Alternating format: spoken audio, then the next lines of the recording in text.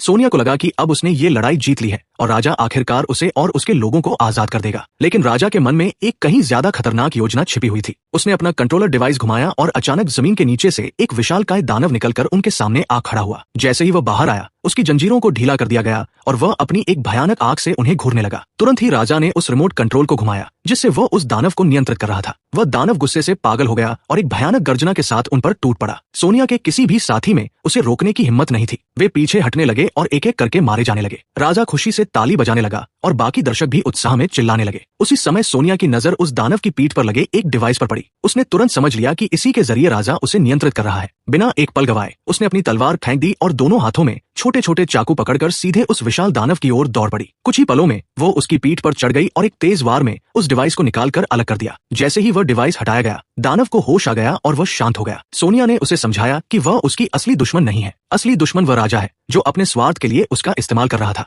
गुस्से में भरा वो भयानक दानव सीधे राजा की ओर मुड़ा और अपने शक्तिशाली हमलों से उस जगह को पूरी तरह तबाह कर दिया। हरकिनी जनजाति प्रकृति के बहुत करीब रहती थी और जंगल की देवी को अपना रक्षक मानती थी। लेकिन एक दिन किंग एंजो की सेना ने उनके गांव पर हमला कर दिया और भारी तबाही मचा दी। सोनिया ने अपनी मां को अपनी आंखों के सामने मरते हुए देखा और किसी तरह अपनी जान बचाकर भाग निकली। वह डेल्गोन नाम के एक लड़के के साथ भागी, लेकिन रास्ते में डेल्गोन गिरकर पीछे रह गया और सोनिया अकेले ही बचकर निकल पाई। इसी आग और तबाही से शुरू होती है वह कहानी जिसे हम रेड सोनिया के नाम से जानते हैं। 20 साल बाद सोनिया एक जवान लड़की बन चुकी थी। वह हर दिन जंगल में अपने लोगों के किसी भी बचे हुए सदस्य को खोजने के लिए भटकती रहती थी। उसका घोड़ा फेर हमेशा उसके साथ रहता था। एक दिन वो एक झील के पास गई जहाँ जंगल की देवी की एक मूर्ति थी। उसने वहाँ प्रार्थना की और अपने घोड़े को नहलाया। तभी उसकी नजर कुछ शिकारी भाड़े के लोगों पर पड़ी जो जानवरों को पकड़ रहे थे। जानवर कमजोर लग रहे थे, इसलिए सोनिया ने उन्हें बचाने का फैसला किया। बचपन से ही उसे सिखाया गया था कि जंगल के जानवरों की रक्षा करना उसका कर्तव्य है। सोनिया उन शिकारियों का पीछा करते हुए उनके ठिकाने तक पहुंच गई। रात के समय उसने अपने घोड़े को बाहर छोड़ा और चुपके से अंदर चली गई। झाड़ियों के पीछे से उसने देखा कि वे जानवरों को पिंजरों में बंद कर रहे थे। तभी वहां एक शाही काफिला पहुंचा। किंग एंजो का उत्तराधिकारी गाड़ी से उतरा। इस नए शासक का नाम किंग ड्रैगन था। उसने एंजो से सत्ता छीन ली थी और अपनी बुद्धिमानी और तेजी से तकनीकी विकास के लिए मशहूर था। उसके साथ उसकी महिला बॉडीगार्ड एना भी थी।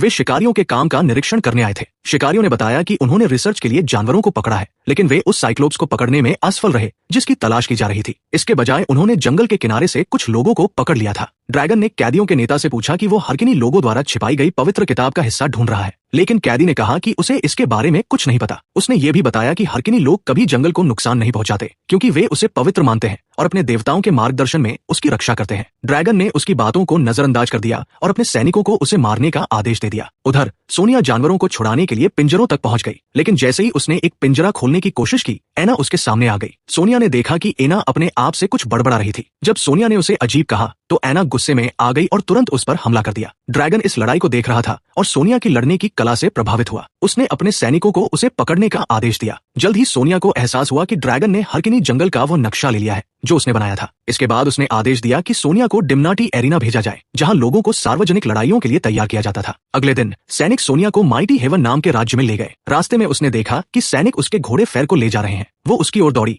लेकिन उसे धक्का देकर पीछे कर दिया गया और उसे एक कालकोठरी में फेंक दिया गया। जब उसे होश आया तो वो एक भूमिगत कमरे में थी जहां डिम्नाटी योद्धा रहते थे। उसने एक बूढ़ी औरत को बंधक बनाकर भागने की कोशिश की, लेकिन किसी ने उसकी परवाह नहीं की। वहां के योद्धाओं ने उसे बताया कि वहां से भागना नामुमकिन है। उसी समय राज्य के एक और हिस्से में मुख्य वैज्ञानिक ने ड्रैगन से पूछा कि वो हरकिनी पवित्र किताब का खोया हुआ हिस्सा क्यों चाहता है। ड्रैगन ने बताया कि जो आधा हिस्सा उसके पास है उसने उसे दुनिया पर नियंत्रण का वादा किया है। उसी की वजह से उसका राज्य तेजी से तकनीकी रूप से विकसित हुआ है। अगर उसे पूरी किताब मिल गई तो वह पूरी दुनिया पर राज कर सकता है। इधर डिम्नाटी परिसर में सोनिया चट्टानी दीवारों पर चढ़कर ऊपर पहुंचने में सफल हो गई। योद्धा हैरान रह गए कि कोई इतना ऊंचा चढ़ सकता है, लेकिन जैसे ही वो बाहर पहुंची, शाही सैनिकों ने उसे फिर से पकड़ लिया। पेट्रा नाम की एक योद्धा ने उसे अपनी ताकत बचाकर रखने की सलाह दी। उसने बताया कि वहां से बाहर निकलने का सिर्फ एक ही तरीका है, हर लड़ाई जीतना। पेट्रा ने यह भी बताया कि एना भी कभी डिम्नाटी फाइटर थी और लड़ते लड़ते ही शाही बॉडीगार्ड बनी थी। उसने ये भी कहा कि एना आज भी उन सभी लोगों की आवाजें सुनती है जिन्हें उसने मारा है। बाद में एना ड्रैगन के पास गई और उसे उसकी बीमारी ठीक करने और उससे शादी करने का वादा याद दिलाया। ड्रैगन ने कहा कि वह सही समय आने पर अपना वादा पूरा करेगा, लेकिन पहले उसे उसके दिमाग की आवाजों को शांत करने का तरीका ढूंढना होगा। उसने उसे एक दवा दी और चला गया, लेकिन दवा लेने के बाद भी आवाजें बंद नहीं हुई। अगले दिन डिम्नाटी योद्धा एरिना में अभ्यास कर रहे थे।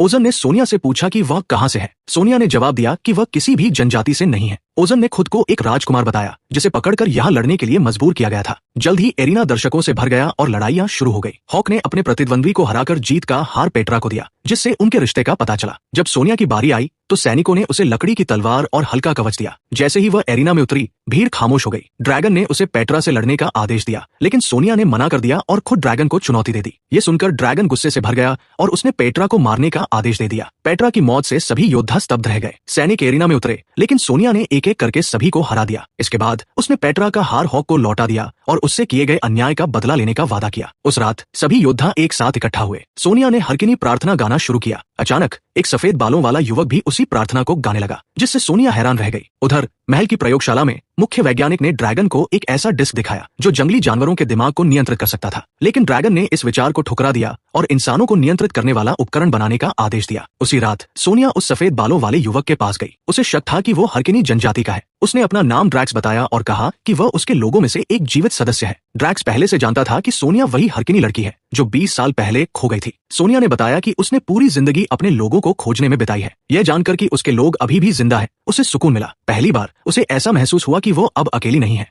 अगले दिन सैनिक सोनिया को एक शाही दावत में ले गए। भव्य हॉल में उसने एक नक्शा देखा जिस पर ड्रैगन अपना साम्राज्य फैला रहा था। ड्रैगन ने बताया कि वह उसी नक्शे का इस्तेमाल करके हरकिनी जंगल पर हमला करेगा और पवित्र पुस्तक का खोया हुआ हिस्सा हासिल करेगा। ये जानकर सोनिया हैरान रह गई कि ये वही किताब थी जो उसकी जनजाति के लिए पवित्र थी। फिर घोषणा की गई कि साइक्लोप्स को पकड़ लिया गया है और सभी लोग उस जीव को देखने के लिए चले गए। अगले दिन एक और खतरनाक लड़ाई शुरू हुई। सोनिया ने जोर देकर कहा कि उसे असली हथियार और कवच दिए जाएं। तैयारी के बाद वो युद्ध भूमि में उतरी। उसी समय ड्रैगन ने उसे हरकिनी का ठिकाना बताने का आदेश दिया, वरना वह बाकी योद्धाओं को सजा देगा। लेकिन सोनिया डटी रही और कहा कि उसे कुछ नहीं पता। ये सुनकर ड्रैगन गुस्से में आ गया और साइक्लोप्स को एरिना में लाया, जिसके शरीर पर एक माइंड कंट्रोल डिस्क लगी हुई थी। साइक्लोप्स ने हमला करना शुरू कर दिया और योद्धाओं को इधर उधर फेंकने लगा। तभी सोनिया की नजर उस डिवाइस पर पड़ी और उसने उसे उस जीव के शरीर से हटा दिया। साइक्लोप्स को होश आ गया और गुस्से में वो ड्रैगन के खिलाफ हो गया। उसने सिंहासन को तोड़ दिया और पूरे महल में अफरा-तफरी मच गई। पास ही एक चट्टान से ओजन किसी तरह अपने साथियों तक पहुंच गया। सोनिया ने सबको पहाड़ियों के रास्ते भागने को कहा, जबकि उसने खुद अपने घोड़े को बचाने और बाद में उनसे मिलने की योजना बनाई। वो वापस महल में गई और एक एक करके पहरेदारों को मार डाला। फिर वह एक रिसर्च कक्ष में पहुंची जहां एक एनर्जी रिएक्टर चमक रहा था। उसने अपने घोड़े को आजाद किया और रिएक्टर को नष्ट कर दिया, जिससे महल में एक बड़ा विस्फोट हो गया। ड्रैगन ने विस्फोट देखा और समझ गया कि उसका मुख्य वैज्ञानिक मर चुका है। उसने तुरंत अपनी सेना को सोनिया और उसके साथियों का पीछा करने का आदेश दिया। सुबह तक सोनिया पहाड़ियों में अपने दोस्तों से मिल गई और उन्हें हरकिनी जंगल की ओर ले जाने लगी। इस दौरान ओजन ने अपने राज्य वापस जाने का फैसला किया, क्योंकि अपने लोगों की जिम्मेदारी लेना उसका कर्तव्य था। सोनिया ने उसकी बात समझी और उसे जाने दिया। उसने वादा किया कि वे फिर मिलेंगे। कुछ समय बाद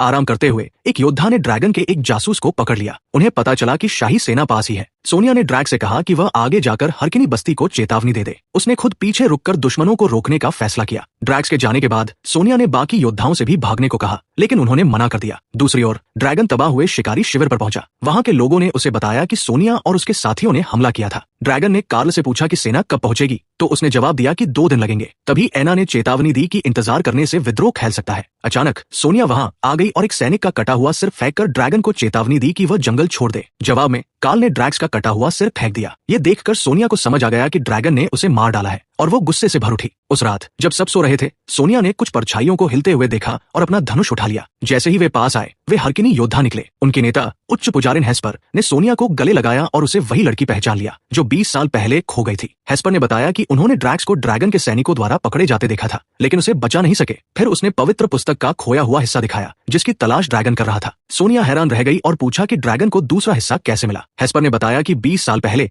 जब किंग एंजो ने हमला किया था, एक लड़का मंदिर में घुस गया था जहां पुजारिन किताब की रक्षा कर रही थी। अफरा-तफरी में किताब 2 हिस्सों में बंट गई। पुजारिन एक हिस्सा लेकर भाग गई, जबकि वह लड़का दूसरे हिस्से के साथ पकड़ा गया। उसे गुलाम बना लिया गया और वह रातों को उस किताब को पढ़ता रहा। उसने विज्ञान और तकनीक में महारत हासिल कर ली और अंत में राजा बन गया। ये सुनकर सोनिया को सच्चाई समझ आ गई। ड्रैगन असल में एक हकिनी था और उससे भी बढ़कर वो डेल्गोन था, उसका बचपन का दोस्त जिसे वह बचा नहीं पाई थी। उसी समय ड्रैगन ने अपने सैनिकों को जंगल पर आग बरसाने का आदेश दिया। सोनिया और उसके साथी बिखर गए। सोनिया ने बहादुरी से लड़ाई लड़ी और एना के साथ उसकी भयंकर लड़ाई हुई। एना ने सोनिया को जमीन पर गिरा दिया, लेकिन तभी उसका घोड़ा आ गया और एना को पीछे धकेल दिया। घायल सोनिया अपने घोड़े पर सवार होकर उस झील तक पहुंची जहां देवी की मूर्ति थी। कमजोर और खून से लथपथ उसने देवी से प्रार्थना की। देवी उसकी मां के रूप में प्रकट हुई और उसे झील में खींच लिया, जहां पानी ने उसके घाव भर दिए। अगले दिन ड्रैगन ने विद्रोहियों को पकड़ लिया, जिनमें वे हरकिनी भी थे जो सोनिया के साथ थे। हेस्पर ने उससे रुकने की विनती की, लेकिन गुस्से में ड्रैगन ने उसे मार दिया और पूछा कि उसके बचपन में किसी ने उसकी मदद क्यों नहीं की। उसने पवित्र पुस्तक का बाकी हिस्सा भी हासिल कर लिया और पुजारिन को नुकसान पहुंचाने का आदेश दिया। तभी सोनिया वहां पहुंची और पुजारिन को बचा लिया। उसी समय